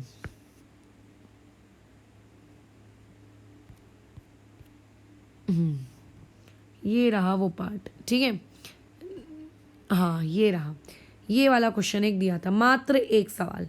तो एक सवाल में तो गलत होने के चांसेस नहीं होने चाहिए, नोट्स कॉपी का ही सवाल था, ठीक है। और उसमें जो नीचे वाला क्वेश्चन था हाइड्रोलिसिस वाला, वो मैंने तुम लोगों को करने को मना किया था, ठीक है। तो वो नहीं करना था तुम्हें, लेकिन अगर कर दिए हो तो मैं आंसर लगे तो नहीं बताऊंगी, क्योंकि ये वाला पार्ट मैं पढ़ा के दूंगी ना, हाइड्रोलिसिस, ठीक है। तो आ जाते हैं हम लोग हमारे आंसर में। देखो क्या बोल रहा है आपसे सवाल में, which of the following statement about SiH3N is true, ठीक है। तो देखो इसमें आपको ये देखना है कि नाइट्रोजन के पास लोन पेयर्स है, ठीक है। और जो आपका नाइट्रोजन क्योंकि सेकंड पीरियड का एलिमेंट है, तो उसके पास कोई भी खाली ऑर्बिटल नहीं होंगे जो किसी और से इलेक्ट्रॉन को एक्सेप्ट कर सके। तो नाइट्रोजन इस केस में एक डोनर के जैसे बिहेव कर रहा है, और ऐसा ही क्योंकि थर्ड पीरियड का है तो उसके बाद डी ऑर्बिटल्स है, तो वो एक एक्सेप्टर के जैसे बिहेव कर रहा है। तो इसका जो लोन पेयर है वो बैक बॉन्डिंग में इन्वॉल्व हो चुका है।